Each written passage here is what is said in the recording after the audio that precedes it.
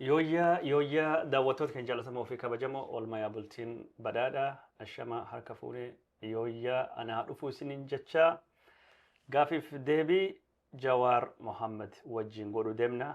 Jawaar Mohammad wajjin akka gaafiif deebii goonu kalee maxxansinee jennaan maal isinii gaafannaa jennaan gaafii hedduuf yaada baay'ee nu barreessanii har'a Jawaar wajjin jirraa. Sagantaa kakkan nu qoqooda facaasaa waliin nu gayaa gara gaafiif deebittu isin geessa naa dhufu Jawaar Mohammad. Naa dhufan anaana. Ayyee. Gaafiif deebii kan keessatti waan kitaaba barreessitee kana hin gaabbuu yookaan ammoo afaan Amaariffaatiin allee tsatsatem afaan Ingiliishiitillee no regret jedhamee qophaawaa jira. Kan irra haasa'u deemna gaafiif deebii keessattuu ammoo karaa miidiyaa hawaasatiin waan hawaasa irra dhufellee waan isaan akka gaafatan barbaadanillee si gaafachuu deema. Gara gaafiif deebitti odoo hin deemne durattuu kitaaba kana dubbisee jira. Kitaaba kana afaan Oromootiin barreessite waan qabsoo keessatti si quunnamee dhaloota kan kee guddinne kan kee waan akkasii hedduu irra tuttuqxee jirta. Kitaabii kun jechuun waan akka meemuwaariitii malee guutumaa guutulleetti waan ati jirtu cufaayyuu kaa ibsu ka siyaasa laf kaa'ullee miti. Wanni ansiin jechuu barbaadu kitaaba kana barreessuu fi ka jalqaba odoo gargaafittu hin deemne hedduu si galateeffachuu barbaada. Hedduu si galateeffadha. Afaan Oromootiin akkanatti wa barreessuun afaan Oromootiin seenaa laf kaayuun afaan kanaaf fedhii jaalala guddina afaan kanaatiin waan ati qabdu garsiisa kanaaf guddoo si galateeffadhaa jedhee yaada. Ani barruu hagas gahu nama seenaa ofii siyaasaa barreessee yoo jiraate hedduu yaadadhu. Kan kee kun jechuun hogbarruu afaan Oromootiif iyyuu gumaacha guddaa godha. Afaan Amaariffaallee afaan Oromootiin wal qixxee beekta. Siyaasa Itoophiyaa keessa namni of gurguruuf afaan Amaariffaa dubbachuu yookaan barreessuu filata afaan Oromootiin dursa fiddee afaan Amaariffaatti irra hiikamuun waan akka malee na gammachiisee ani itti mirqaanu keessa waan tokko jechuudha. Waan tokko kanaan durallee kaatinatti haasoftee kitaaballee keessattuu barreessee an jaaladhu keessa barumsaaf gaafa biyya Singaappoor dhaqxe biyya maappii irrattuu barbaadee kitaaba keessa dhabde achi dhaqxee afaan haadhufiitiin yookaan ammoo daa'imni tokko afaan ofiitiin barachuuf mirgi qabaa waan jedhu ture. Si barnoota afaan Amaariffaatiif si qopheessanii diddee afaan Oromoo naa fidaa jetti. An kitaaba kan argadhee afaan Oromootiin barreessaa jennaan bakka san deemee barbaaduuf ture gaafii kanaaf illee na gargaara. Wanni sun ammoo jette yoo barreessitu jireenyi kan kee ka ijoollummaa san keessattuu wallaansoo gootee injifannoo mi'ooftuu argatte ka jalqaba gubbaattuu akka argamu dubbatta. Afaan Oromootiin baradhaa malee afaan Oromootiin alattuu afaan Amaariffaatiin hin baradhu afaanii kiyyiin jechuun afaan Oromootiin jette falmatte falmi guddaa keessa baatee afaan Oromootiin barattee harka kitaaba kanallee Oromoon barreessite immoo waan sun irraa jalqabnee haasofnuti. Namni hedduun waan kan waan hin beekne. Ana afaan lachuu wal qixxee dubbadhe beeki. Afaan Oromollee afaan Amaarinyaallee walumaa qixxee dubbadha. Kitaaba keessa agartee afaan Amaarinyaa mana barnoota keessi baradhe. Irraa kaasee guddoo jaaladhas guddoo dubbadhas guddoo barreessas afaan garuu beektaa waan barreessan waan dubbisan qofaa miti. Afaan qaama qabsooti qaama eenyummaa keetiiti. Warra ijoollummaan sabboonummaa nu qaran keessaan qubee afaan Oromoo mana barnootatti miti baradhe. Ijoollee obbo jala baradhe. Isaan qubee qaruu barsiisaniif daddafee kutaalee duubatti hafee daddabaree kan ta'uu danda'eef. Achirraa barsiisonni yeroo san dhufanillee hedduu nu qaraa turan jechuu afaan Oromoo kun qabsoo meeqan akka dhufe ijoollummaa warra mataa keessa na seeni soo qabsoo saniif waan takka tarkaanfachiisuu barbaade garte yeroo nama Singaappoor dhaqu karoora afaan Oromoo barachuutiin hin dhayne garuu waan achi dhaqu afaan tokko barachuu qaba namni tokko afaan tokko maaster godhuu qaba afaan tokko speeshaalaayizitiin godhuu qaba jedhan ijoollee nama keenya irraa dhuftu maal goota afaan Ingilish ijoollummaa irraa waan barattuuf kan kontiinii guddaa waan. Nu garuu warri afaan Ingilish afaan lammataa nu ta'e afaan dhalootatiin barachuu qabda. Afaan dhaloota tokko barachuu qabda jechuudha. Afaan first language barachuu qabda. Defaultidhaan Amaariyaatu kennama achitti. Amma gaafiin na dhufe. Afaan Oromootiin afaan dhalootaadha beektaa mother tongueedha. Afaan dhaloota gaafa barsiisa afaan nan danda'a afaan Amaariyaa kanallee garuu immoo afaan kee dhaloota afaan Oromoo ta'edhaan. Kan maali afaan sun hin beeku jaarsi. Afaan keessa moolleedhaan footoon isaa achirra hin jira. Afaan akkana jedhee seenaa ittiin literature isa barruulee isa argachuu dandeenyan rakkoon qabu naan jedhe. Achi yuunivarsiitii adda adda barreessee deebiin gaariin turre positive hin turre. Positive ta'uu dhabuu isaa immoo morka keessa na galchee du'een argama malee. Bakka literature argachuu hin dandeenye kanaafuu afaan amaaraa hin dandeessaa hunduu gireediin ka'eedha naan jedhan. Garuu kun qaama qabsooti barachuun qaban jedhe. Booda lola dipaartimentii waliin mari'atee dhuunfaa keetiin kitaabota literaachariif ta'uu danda'an argachuu dandeesse ni hayyamna jedhanii achi yeroo san kitaabota muraasa jira beektaa afaan oromootiin yeroo san. That's why it's very important namni kenna kitaaba irratti invest godhuu qaba barreessuu irratti. Yeroo san amma warra akka Gaaddisaa Birruu, Nama Wayyeessaa, Asaffaa Dibaabaa walaloo irratti nam kun dangaasee yeroo san beeki. Wasanee Bashaa warra akkana ijoollee walitti qabdee naa ergite ijoollee san galchee bifa saniin akkasii baradhee gaafa naa hayyamanii barachuu eegalu probably that was one of my happiest day. Wanni qaba jettaan booda kana eegamma xiqqoo qabbanee waggaa lamaan dabre kana gaara ba'uu jaalladha. Kilimanjaro moo ba'u there is this feeling gaafa deemtee fiixarra geesse nanga itti ilaalaa deemta hedduu si dadhabsiisa fiixarra wagga geessu there is a sense of accomplishment sin dhagahamu. Yeroo san afaan Oromoo san dhagahame. Yeroo afaan Oromootiin barachuu fedha afaanii dhaloota kiyya afaan Amaariffaatii miti jettu. Afaan kunuu maal akka ta'e hin beekanii turanii yuunivarsiitiitti baratamaa jedhame yuunivarsiitii Finfinnee yoo adeemtu afaan Oromoo warri bilbilan yoo gaafatanii afaan gosaatii yookaan tribal language xiqqeessanii afaan ittiin baratamuu. Tribal language miti literature hin qabu. Akkas jedhan. Reefu waan akka xiqqoo isaa gargaara malee literature hin jiru jedhanitti jalaadhaan. Kana xiyyeessa na galche.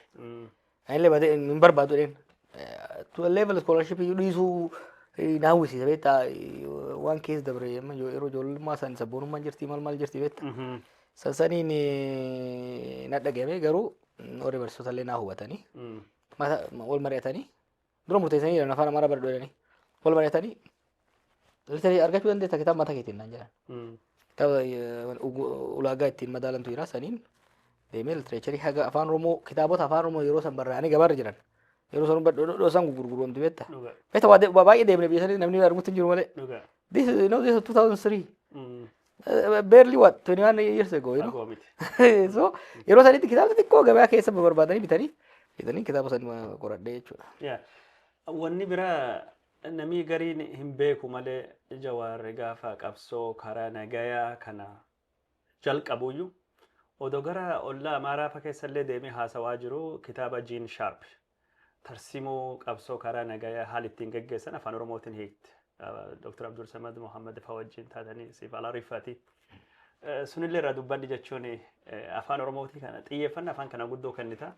Kitaaba kan keessatti ammoo gaafa gara Singapore deemuun duraatu Itoophiyaa daawwadhanii gara kaabaa kan isin geessanii warri walloo ka afaan Oromoo haasa'ullee argiti. Ijoollee jaarollee si eebbistee maallaqoo illee kennitee fi bira deemte san. Kam irraa dubban xiqqoo waan afaanii kan guddoo waan fardii barbaachisa waan ta'eef. Walumaa gala ana afaan baay'ee jaaladha. Waa barreessuu waa dubbisuu hedduu jaaladha. Afaan Oromoo qofa miti ana Amaariffaa illee hedduu jaaladha English illee hedduu jaaladha beeki.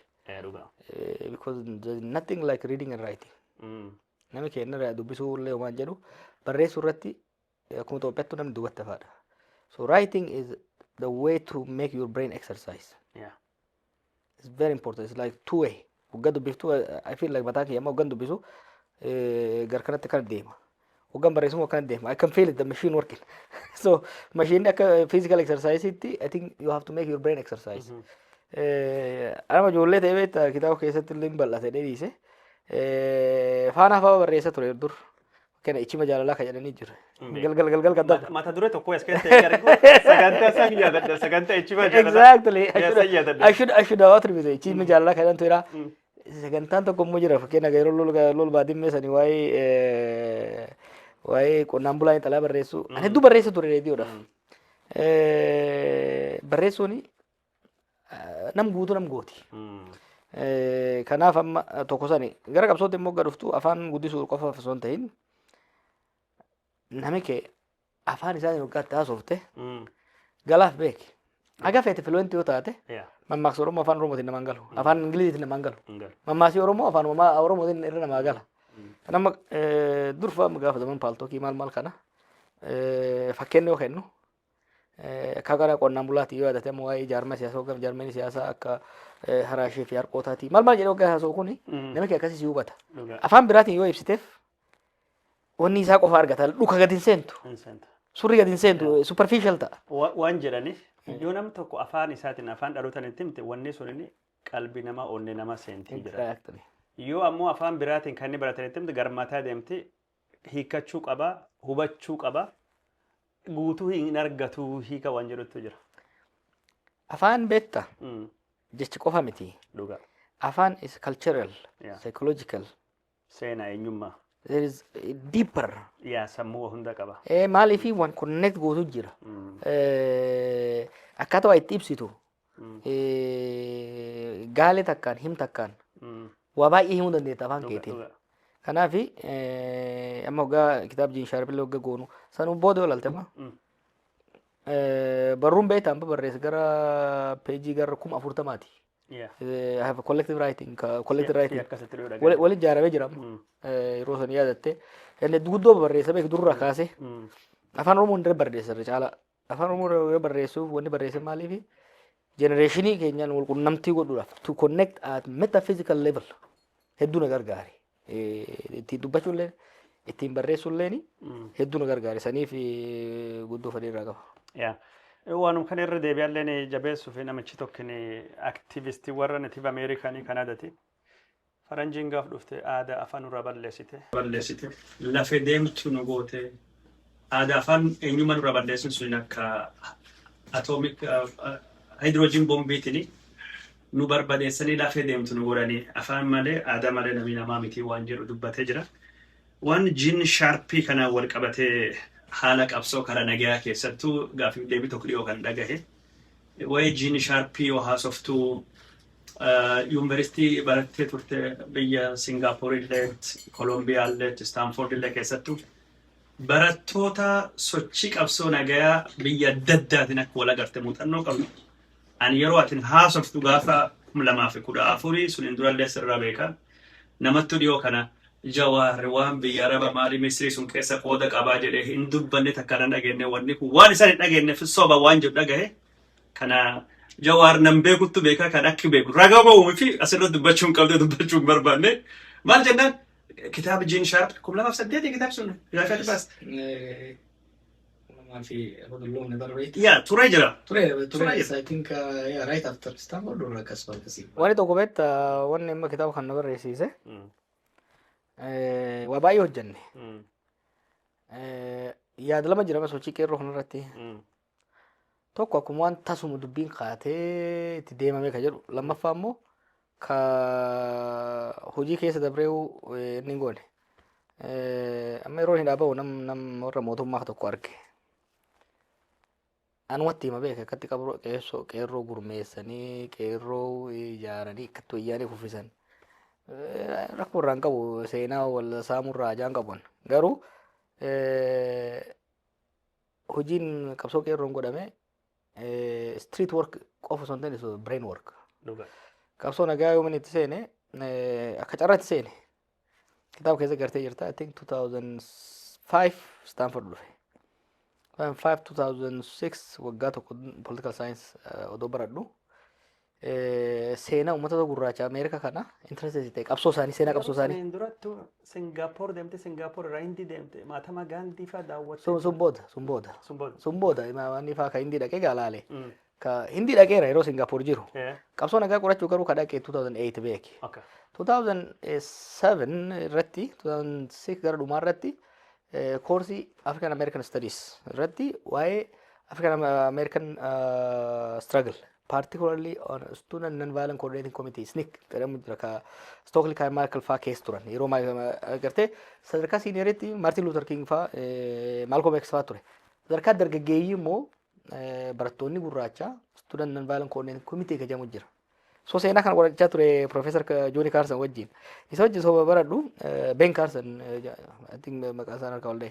Jaarsa wajjin soo baradhu seenaa qorachuu dhaqe beeki. Not mala qabsoo osoo hin ta'in seenaa uummata gurraachi uummanni gurraachi beekan akkamitti qabsaa'e ka jedhu. Kana maal godhee waa'ee qabsoo nagaa kana arge. Non-violent resistance ka jedhamu kana.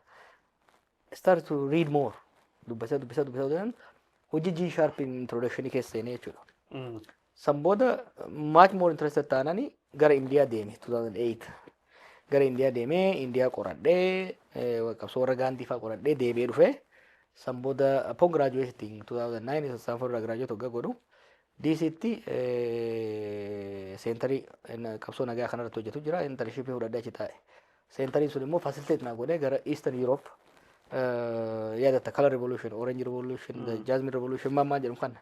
Ijoollee san goote immoo isaan wajjin lived experience hojii isaanii qabsoo keessa isaan baratan qorachaa ture. Kanuma keessa kitaaba Jean Sharpis ka hiike Jean Sharp illee qaamaan argee waliin hojjechaa ture. Kan hunda nutti haasawaa baatan hin beekne warri si beeknu. Gaaf dardaraa gaafa rifeensa qabdu. Hangaaf sullee rifeensi kiyya akkasuma. Ani moluu tana dhaladhise yaa. Rifeensi guddoo hin qabu sigumatti arriin baate sittuu. Ani immoo laa'uu jettee xiqqoo ammallee keetillee nama faaxuu eega qabdina fakkaata. Faatuun hin dhuftu warri malee. Warri immoo laa'uu leeta gaafiif deebiin. Argan mola. Garuu waan afaan Oromoo kan dubbanne amma gaafiin afaan Oromoo afaan federaalii godha jedhama. Baceen cartee jirte hin jirtu gaafiin sun. Namni gaddisiisu. We have to rethink jechuun amma sunillee dhufa. I think warri amma paartii biyya bulchuu afaan shan afaan federaala goonaa jedhanii carsaa turani. But we have to think very beyond that yaaduu qabna. My thinking process amma maal jira. Afaan biyyoota fakkeenyaa fi waa'ee Singapore irra barreessa. Akkaataa itti diversity manage godhanii afaan hundaa afaan maal godhan creativity barbaachisa. Afaan maraanuu namni akka baratu afaan ifiitiin akka baratu. Afaan warra malee afaan biyyoolessaa akka ta'u recognition warra abbaa biyyummaa native isaan waan ta'an kennuudhaaf. English immoo working language godhanii promote gochuu. I think sadarkaa Itoophiyaatti illee namoonni yaadu jiru. Taamiillee mirga kennan. Yes. Sadarkaa Itoophiyaatti amma kan yaadu. English promote gochuun baay'ee barbaachisaa. Afaan keenya cimsata. Afaan keenya cimsata. Afaan keenyas afaan saboonni afaan isaanii haa cimsatan. Garuu competitive ta'uudhaaf regionally globally competitive ta'uudhaaf English irratti hedduu focus godhuu barbaachisaadha.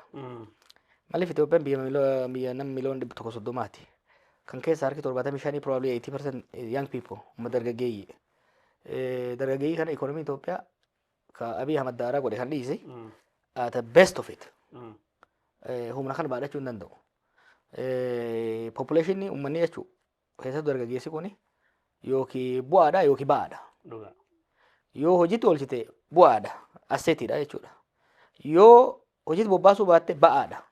Biyya tokko guddisuu kan danda'a yookiin ajjeesuu danda'a. So we have to export and we are already exporting. Humna namaa export godhu jira. Biyyoota Arabaatitti Oromoon kun qoftu gara miliyoona tokko olii jira. Dubartiin Oromoo tokko kaffaltiin isin biyya Arabaatti argattu ka Keenyatti yoo wal birattuu qaban marroo sadii gadaanadha. Warri afaan Ingilishii waan dubbatu. Philippines ammoo Ingilishii san calu waan dubbataniif kan Itoophiyaan argattu wayita shan. Exactly. Waan kana dugala isaanillee baay'ee deddeema. Hogganoota isaaniitillee baay'ee dubbise. An dura waan reesizimii qofa irraa natti fakkaata. Ijoolleen ta'e nama achi deemtu. Tokko afaani. Lamaffaa skills. Ijoolleen ta'e saana dhiqoo osoo hin baratin achi dhaqu jirti. So nuyi afaan Arabaa, afaan English barsiisuuni very very important. In addition to maal barbaadde mandi marketing sun amma kiloota maal minister jedhan jira amma ka mufariyaat hoggantu. First thing that should have been done, what are the demands?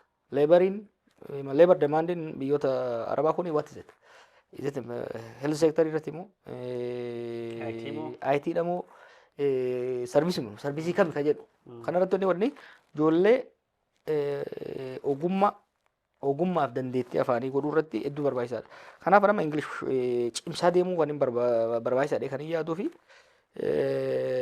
globally amma dorgomaa ta'uu danda'uuf. The Western economies namni dulloomaa deemaa jira. Aging is big problem. Gara China will face the same problem soon. Japan in keessa jirti, Korea achi keessa jirti, Western Europe kana keessa jirti, amma Germany rakkoo keessa jirti. Sooner or later humna namaa barbaadan. Humni namaa barbaadan kuni gara engineeringiinis gara mediciniittis ogummaan cime Ogummaa qabeessa fi afaan ka beeku afaan English very important. So I think afaan keenya advocate godhaatuma san cinaadhaan garuu immoo English godhuun tokko globally competitive godha. Lammaffaa masaanummaa biyya keessa jiru kana laafisa. Masaanummaa biyya keessa jiru kana dorgommii wal qixxeessa. Ka Amaariffaa dubbatu, ka afaan Tigree dubbatu, ka Oromoo dubbatuuf dirree dorgommii wal qixxeessa. Anama Singapore kan arge beekta. Singaporetti in 1950s 1960s language politics was toxic. Hedduu wali guddaa ture. Liikwaa hin dhufee Maleeshiyaa irra citte. Eega citan booda garuu maal godhanii itti fufe beekta siyaasan afaanii garuu namichi maal godhe afaan hundi wal qixa jedhee English super promote goonaani namu afaan fi malee nu barataa beekta garuu hojii keessa competitive ta'uudhaaf English immoo abbaan qabu miree isaaniif abbaan hin qabneef kun kiyyaa walii butuun hin hafte jechuudha. So I think Itoophiyaatti illee we have to be very creative and English irratti ni godhu afaanii wal qabatee waan tokko sii dabala. Rakkoo barnootaan Singapore na mudate maal beektaa? Barataa cima ture. Right? Garuu I don't think mana barnootaa keessatti akka paaragraafii tokkollee barreessee hin beeku. An giraamerii beeka malee dubbachuu fi haasawuu na dhibaa jette. Giraamariin beeka? Waa barreessu dubbachuun hin jiru. Ibaman siyaasa keenyallee impaaktii waan gonna fakkaate yoo ilaalu amma. Maaliif waan fudhattu abaacaadhaadha keessaa filadhuudha dhugaa fi kijiba jedhii maali reasoning hin jiru. Singapore oo dhaqu bakkeen amma Itoophiyaan bal'inni Itoophiyaa let's say kaaree miliyoona tokko jedhe dhuga moo soba jechaa baranne nu. Singaporetti Itoophiyaan kaaree miliyoona tokko dhuga moo soba jedhiiti sababa kee ibsisiin jedha. You see? Sababa kee ibsi I have never done that before. Kabiraa immoo kitaaba dubbifta waan barreeffama volume kitaaba tokkitti baranna beektaa Itoophiyaatti in high school. One book for the whole year. One book for a week na kennu egalan. You read that, you write book review. Book review barreessaa ni assessment goota. So maaliif kan kaasa Itoophiyaatti language education policy in Kenya namni afaan barreessuu dubbisuu suruu hin dandeenye. Ijoollee as jirtu olaaltame ijoolleen ta'in biyya kana amma they are incredibly talented. Maaliif dandeettiin afaan waa barreessuu dubbisuu kuni jiruu isaanii mararratti dhiibbaa qabaata. Looyer ta'uu yoo barbaadde cimaa taata. Haakim ta'uu yoo danda'atte cimaa taata. Kanaaf riippoortii barreessuu irratti waan adda addaa irratti si cimsa jechuudha. Kanaaf I think barnoota Itoophiyaatu barnoota bakka lama sadiitti adda baasan. I'm not an expert on language garuu for example barnoota afaan Oromoo taate giraamarii kophaa tokko baaftee seerlugaa jechuudha. Writing kophaa tokko baaftee dubbachuullee kophaa tokko yoo baaftee 3 different lessons. Doo kenname I think bifa saniin cimsamaa deemuun danda'ama fakkaata. Yaada gaarii anillee waan afaanii kana waan si walii galu jechuudha yeroo hedduu dubbadhaan maastersi gaa baradhu afaan Oromoo akkam afaan hojii mootummaa federaalii tahaa waan jedhu irratti hojjechaa ture. Afaan Oromoo guddachuu qaba sadarkaa afaan Amaariffaallee sadarkaa sunillee walqixxeellee sanii olillee ta'uu danda'a jedhee yaada. Garuu afaan Ingilishii yeroo ammaan tana paaspoortii addunyaa bakka hundaatti hin deemtu.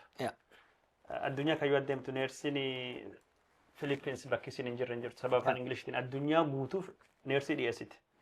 Hindiin addunyaa guutuuf IT dhiyeessiti amma Keenyaallee dhiyeessuu jalqabdee jirti.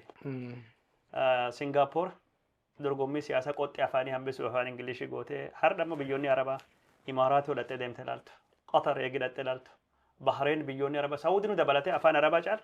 Saudi particularly eega MBS dhufe booda Saudi irratti greater emphasis on English. Imagine Arabic is maybe what addunyaa afaan lammaffaa sadaffaa guddaa. Sunuu ta'ee osoo jiru greater emphasis maaliif global competition keessatti komii kolonii Ingiliizii irraa qabnu akka jiru taa'e it has become matter of fact. Kanaaf kanarra cimsuun dirqama. Akka malee bareeda siladoo waan afaanii kana yoo dubbachaa oolle waan akka malee nama gammachiisu daawwattoota keenya jalatamoo fi kabajamoo gaafii fi deebiin Jawaarii wajjin godhaa jirru itti fufaa waan isin dhaga'u wachuu feetan hedduun akka jirtuun beekaa wanni kunillee waan jajjabduu waan taateef irraa dubbachaa jire. Waa'ee kitaaba irraa xiqqoo si gaafadhe achiin dubbatu gara mata dureelee biratti dabarraa. Kitaaba kan barreessuun akkam sirraa fudhate? Bakka fudhatanii yaadadu mana hidhaati. Mana hidhaa waan ta'eef yeroo jalaa barreessee baasaa ture. Kitaaba lama barreesse beeki. Hin guddata balkii ta'aafi. Paastii irratti waan keessa dabre dura waan keessa dabre barreesse. Sana egaa fixee booda waan gara fuulduraa yaadu. Biyyi suniif uummanni keenya gam diinagdeetiin gam siyaasaatiin gama hariiroo hawaasummaa jidduu keenyaaf ollaa wajjiitiin diplomaasii security irratti yaadota qabu barreessa ture. Kitaaba hedduu qabna turre achi beektaa. Suura tokko agartee suura televizyiinii bira taa'u tokko waanuma lama qofatti jira achi. Kitaabotaa fi qoricha yeroo sana eega beelaa fa'aa fudhatu turre. It looks like pharmacy and library in one. Waan achirra dubbisaa ture waan yaada qabu irratti godhe balkii waan ta'an irraa hambise probably next year kaan hin maxxansa. Kutaa lammaffaa. Kitaaba lammaffaa illee ta'uu baatu kitaaba kan amma eega lama adda baasee booda kan akka yaadannootti memoir akka yaadannootti kaa'ee chapter dhumarra akka agarte kaa akeekisan more in details akka bahu kanneen lafa kaa'ee jira. Irra polish godhaa ture. I think the first manuscript probably gara ji'a sadii akkasitti fixeera fakkaata. Yoona kuma deebi'ee calculate godhu. Ifaajee hagam tokko nama gaafata kitaaba barreessan keessattuu manidhaa ta'anii barreessan. Manidhaa ta'anii barreessuun ifaajeen gaafatu. Waan biraa maal qabdare barreessuu baanaan maraatta. Manidhaa keessa ispoortii hojjechuu baanaan kitaaba dubbisuu baanaan barreessuu baanaan maraatta. So kitaaba manidhaa keessa kitaaba barreessuu barbaade manuma dhaqi. Wanni ifaajeen ni qabu. Soorsii yoo kitaaba serious kitaabonni barreessetti kitaaba riisarchii barreessetti baadde situ ulfaata maaliif wanni hin qabdu waabilee hin qabdu. Garuu waan akka yaadannoo keetirraa barreessuu deemtu taate xiqqoo hoggaa barreessite ni ifattami gabbaata. Gabbaatee immoo ni ifatta kaala jirullee ol deebitee geetteessa. So it's very effective mana hidhattu barreessu. Garuu memoirii ta'uun isaa siin gargaarre waabii baay'een barbaaddu waan mataan keessa yaadatu barreessitu malee. Exactly saniif inni godhe. Kaan eegan kitaabota argadhee waa barreessuu eegale malee mana hidhaa keessatti kitaaba yaadannoo ta'in kitaaba biraa barreessuun baay'ee namatti ulfaata. Wanni yaadota kee barreessuu dandeetta fakkeenyaaf gara fuuldura irratti some views opinion barreessuu dandeetta. Asoosam opinion kee illee barreessuu dandeessa. Memoir barreessuu dandeessa. Garuu waan researchii gaafatu hedduun gootu. Wanni garuu biraatti godhuu dandeessu yaada kee barreessite gaafa hidhaa baate immoo waa miilaan irratti hojjetu dandeessa. Memoir ta'uun laafaa naa godhe naaf. Suura kitaabi kun fuula 471 afaan Oromoo. Afaan Amaaraa kan irra xiqqoo gabbu'a. Yoo kitaaba kan barreessitu mataa keessa barreessite moo daayarii yookaan barreeffama yaadannoo qabattee yaadannoo irra barreessite? Yaadannoo homaan jiru maaliif tokko biraa hidhamee kaan immoo beekta gaafa dhufanii maan kiyya sakattaan. Wanuma waraqaa hidhame lafatti hin dhiifne guutuu fudhatan yaadannoo guutuu fudhatanii kompiitaroota guutuu fudhatanii waan qabu ture. Waan jiru hunda matuma kiyya keessa barreesse. BBC gubbaarratti yoo dubbattu barbaachisummaa seenaa ofii barreessuu sila warri na duraa barreessan ani dogongoruu waan jettu. Seenaan afaan qabaatee hin barreeffamu yookaan of hin barreessu abbaattu barreessa. Maal nam gorsiti nama Oromoo kaa'oo barreessuu danda'a dargaggeessu Oromoo nama siyaasaa hayyuu walumaa galatti muuxannoo kan kee kanarra waa'ee kitaaba barreessuu waan ati gorsitu kun waan guddaa waan taateef. Oromoo ni beektu amma dabbasaa guyyoon qabdu. Nama afoola Oromoo seenaa Oromoo seera Oromoo. Qoma qabatee yaadata dabbasaa akka barsiisaa ture. Amma booda nama akkasii qabaachuun guddoo ulfaattu. Maaliif namni keenya duri we are all our society pastoralist or cultural when distract nu godhu hin jiru. Amma kitaaba keessa hin barreessa yoo laalte gaafa ijoollummaa amma akka fedhii keenya ilaalanii kawaa dhukkee tolchuu barbaadu nama bira kaan qaban. Nama waa dubbii jaaloo akka kiyyaa kana jaalolii bira kaan qaban. Maaliif si qaran istooriyaan akka taatuuf istoorii teelar akka taatuuf si qopheessan. Amma namni keenya distracted. Maaliif teknooloojiin kun interviin godhee jira hanga baadiyyaa xiqqaatitti namni bilbila irra oola. Namni keenya otoo itti himteellee qabatee osoo hedduu inni godhin transmit gochuu irratti transmission of history through oral globally challenge guddaa keessa seenaa deemaa jira jechuudha. Barreessuun barbaachisaadha. Wanni nam garuu gorsuu keessatti jaarolii teenya barreessuun ulfaachuu ta'uu danda'a. Yeroo qabaachuu dandeessa waan adda addaa qabaachuu dandeessa. Record it audioodhaan. Sagalee waraabaa. Sagaleen kan bilbilli laafaa fuudhee waan ijoollummaarraa kaatee gaafa dhaltee irraa inni waraabi. Haa gaaf tokko ijoolleen ta'e abaabuun ta'e akaakamuun ta'e barreessuu dandeessi jechuudha. So seenaa ofii kaa'uuni seenaa san immoo barreessanii kaa'uuni hedduu barbaachisaa. Uummanni kun uummata aadaa guddoo qabu, uummata seenaa ajaa'ibaa qabu, uummata we are part of the Eastern philosophy, you know. Uummata seer mukaa, seer baalaa, seer samii, seer lafaa, seer bishaan keessaa qabu. Story tokko sitti I don't know I should have included in the book. Gaaf tokko akka warfaasee hojii inni irraa dhufna roomsorraa meegga achi fuudhee fida gaafa Ameerikaas fidu deemu. Kadubluqi barreessita jirti. Kadubluqi fidee kadubluqi barreesse akka xummeen hawaasa dhufne. Akka xummeen akka warfaaseeti. Akka warfaaseeti. Dhufne hawaasa dhufne hawaasa maaliin beekta qurxummiin beekamti. Ajajeef kun maal naan jette ilmee kun maal jennaani qurxummii nyaannu jette. Qurxummii lagu. Laatu Namni horii qaba akkam qurxummii. qurxummii lagu jette. Akkam lukkuu nyaata. Amma immoo qurxummii diddeedhee chikin ajajeef qurxummii lukkuu yaa kunillee nyaannu. Deegaan nyaata. Namni horii qaba. Booran hin nyaata. You know there is a philosophy behind it. Eastern philosophy keessa boodarra dhugaa dubbisu Confucianism fi even warri Ruumii fi kunillee warra barreessan keessatti Eastern philosophy Western philosophy irraa akkamitti adda bahe. Eastern rabbiin environment akka nuu ta'u uume. Rabbiin osoo qurxummii akka nyaannu barbaade bishaan keessa kaa'ee nummoo somba silaa bishaan keessa ittiin argannu nuu kenna ture. Kanaafuu wanni qurxummii achi keessa wal kaa'eef laguu waan taateef akka nun tonneef lukkullee hin bararti. Silaa hoola nuu kannuu qaba akkasii nyaannu ka barbaannu taate. So this is part of Eastern philosophy. Hundi jechuun we are not isolated nuti Oromoonni warri were part of Africa were part of the Eastern philosophy. Western philosophy no maal jedha. Rabbiin hogganu uume naannoo keenya jirullee muka akka nuu ta'utti. Eastern philosophy amala kenna akka naannoo keenyatti sirreessuu qabnadha. Western philosophy immoo maali? Naannoo keenya akka fedhii keenya sirreessuu qabnadha. Kun ammoo Oromoo keessa galeetee manguddota wajjin argee jechuudha. I mean asiyyuu biyyuma dhiyaa keessattu nyaatanii bakka namattuu baasta. Warri isteekii nyaatu isteek neeshin jedhaman Jarmanoonni fa'aatii warri horii horsiisan warri dureeyyiin isteekii nyaatan. Deegaa fi qollee namoo chikinii nyaatti. Ani isteekii malee nyaadhu dureessee ganam Jarman fa'aatii foon horii akka malee nyaatan. Even as Ameerikaa keessatti. Chikinii populaari miti. Gariin waayinii dhuganii gariin biira dhugan. Tradishinii qaban. Jarmanii kootaati biira dhugda. Yoo ammoo karaa Mediteraaniyaan, Xaaliyaan, Poorchugaal, Ispeen tatammoo waayinii dhugda. Waan gosuniitu jira. Hawaasa qurxummii nyaatan jennaan dura kitaaba tokkoon dubbisnee dha. Bexaanaa Hotteessoo jedhama nama Sidaamaati. Hawaasan beektaa gaafa dhaabatte Haile Sillaaseetu dhaabe suniin dur magaalii guddoon Sidaamoo Yirgaalem ture. Akkasuma. Yirgaalem ammoo nama Oromootu dhaabe. Bulchaa ture. Baalchaa Abbaasaa. Baalchaa Saafoo'ee. Gaaf isa aangoo irra dhiibanii magaal fidanii hawaasa godhan isa xiqqeessuuf. Akka gobba irra magaalii baay'ee gobeetaati. So gaaf sun amaarii waliyaame Yuusek Waraabessaa. Hawaasa Goojjoo Dasaasaa Migibu Waasaa birra baakaaffaa jedhanii akkasitti waliyaame Sidaamaan laf dhabe jedhee kitaaba keessattuu barreesse. Kan waan durii bara iskuulii baradhu jechuun bisee na yaadachiifte. Qurxummii boran hin nyaatu. Atillee yeroo hedduu haasofta jechuun Itoophiyaan qurxummii nyaatti Somaaliin warra guyyaa roobitii fi jimaataa soomuutti qurxummii gurgurachuu dandeetteedhani. Even aadaan qurxummii nyaachuu Amaarallee biratti guddoo hin jiru. Amantaan soomaan baratan malee. Arsiin jechuun asmaroom kitaaba keessatti barreessa jira. Uummata zaayitiin laaqii jedhanii bishaan akkas daakusanii.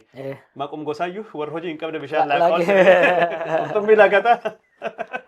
Arsii fi nyaati horii aananii kaan ammoo garbuu waaq biraa buutee dha.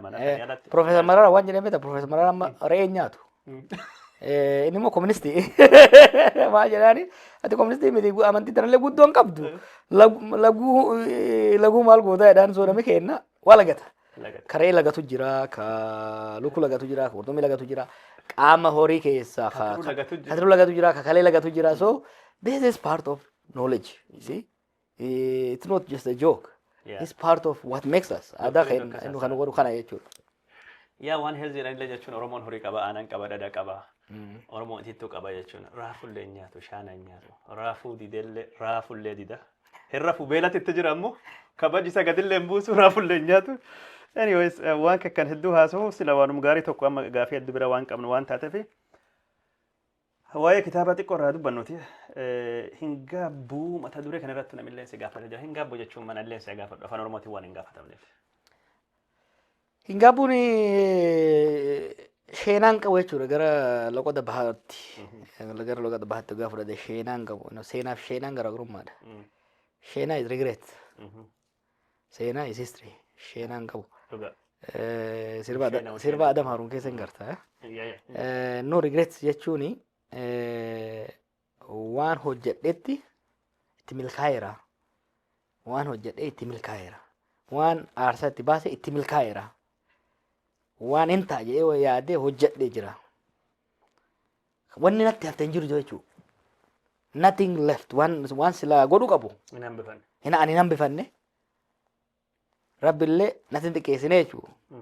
So ani araan siyaasa tun ijoollummaa na qabde.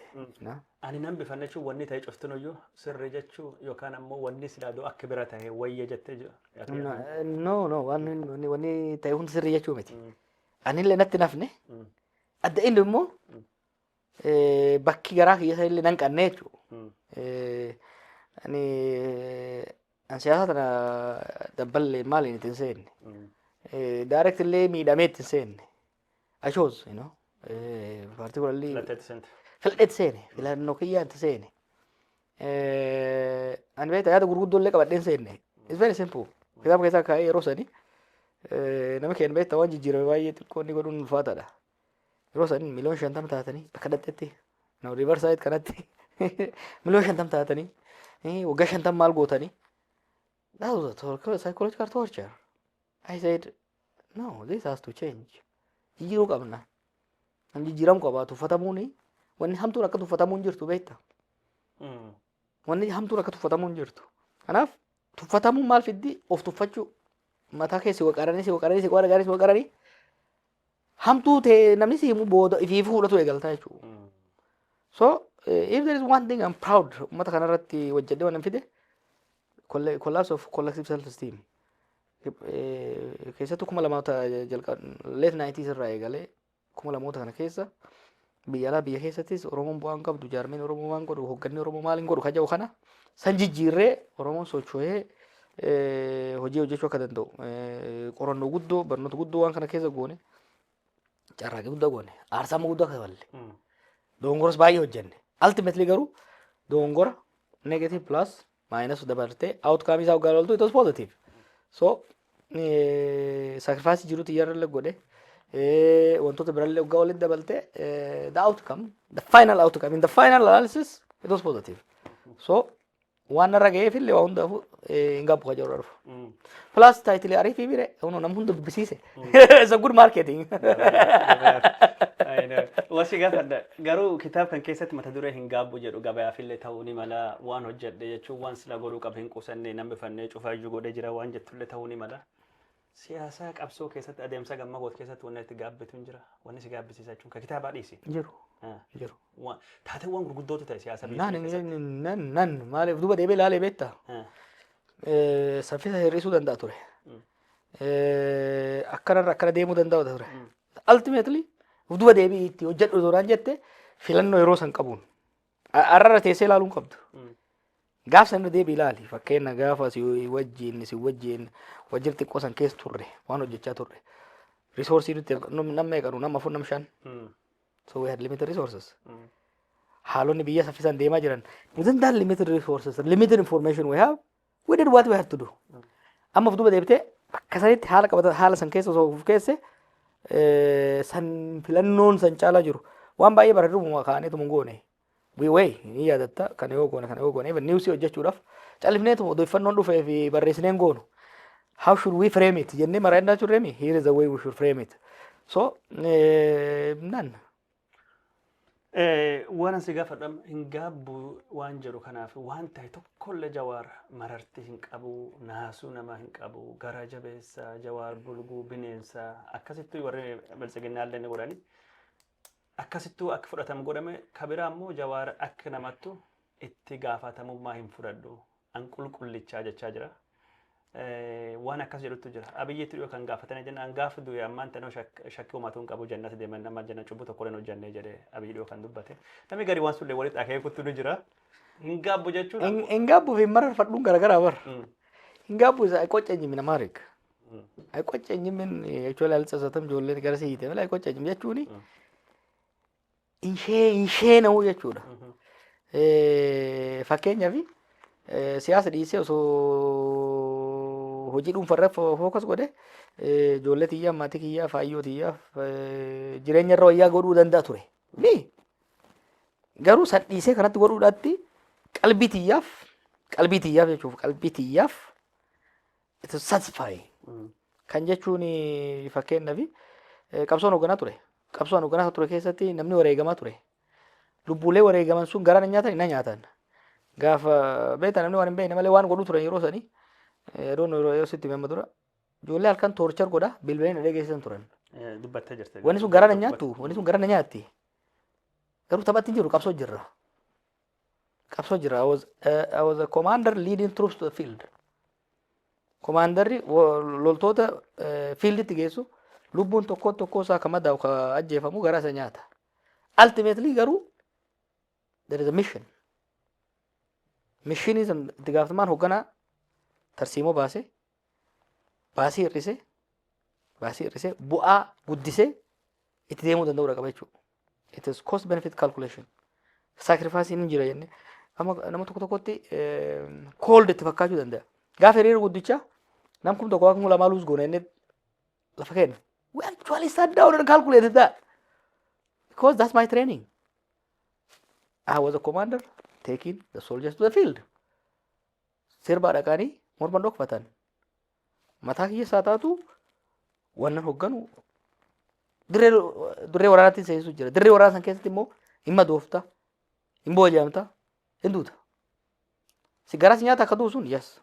Garas nyaata akka booji'amsu akka madaa'u sun yes. Ultimately garuu akeeka qabda. Mission sitti kennamee jira. Mission fudhattee deemuu qabdu jira. Itti gaafatamummaan hoogganaa gaaga'ama gahu hir'isa. Gaaga'ama hir'isuun dirqama dhabamsiisuu hin danda'amu. Kanaaf akka hoogganaatti it's tough job. It's a tough job. That tough job requires tough mentality. Kana kan hojjetamuu qabu jechuudha. Itti gaafatamaa dhuunfaatti namantaa. Yes. Waan ta'etti. Wanni tokkiin kaatee jechuun badee itti gaafatamummaa fudhadhee fakkeenyaaf uummata Oromootiif sila akkas hin goone akkas godhuu qaba jettee dhiifama gaafatu. Mee tokkuma simi. Tokkuma. Amma fakkeenyaaf jechuun ani waan namni kakaasu jechuun miidiyaa hawaasaa gubbaatti argaa dubbadha. Ajjecha fakkeenyaaf ajjecha namoota kan warra jechuun sochii qeerrootii walitti qabatee miidhaa dhaqqabee gargaaruu dhaqqabuuf hin dandeenye namni gariiyyuu haala siyaasaan uumnee fi yeroo sanitti uumama keessatti Hacaaluun du'uu danda'e yookaan ammoo abukaatoon abbaan seeraa Abduu Jabbaar Huseen Gammadaa faatii du'anii battee urgeessallee achiin duballee taatullee environmentii kan nuumatti uume itti gaafatamummaa qabaachuu qaban dursi qabaachuu qabna hagi tokkotti itti gaafatamummaa fudhannee dhiifama gaafachuu qabnaaf. Akkamiin uumne? Ani akkamittiin san uumne? An fakkeenyaaf sii fi Abiyyi jidduutti wal haasoftanii wal mari'attanii sila rakkoo furachuu dadhabuuni jidduu kanatti jechuun akka namni gama qabatee wanni kun dhadhalattuu fi haalii hin mijanne.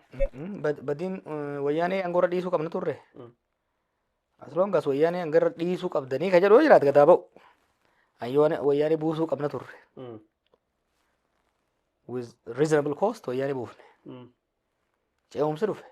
Ce'umsi sun dhufuu dura pilaan waan goone jira. Hoogganaa akkamiititu ce'umsaaf ta'a. Yeroo ce'umsatti hojii maalii hojjetamuu qaba? We put down that. Ati karoora goota.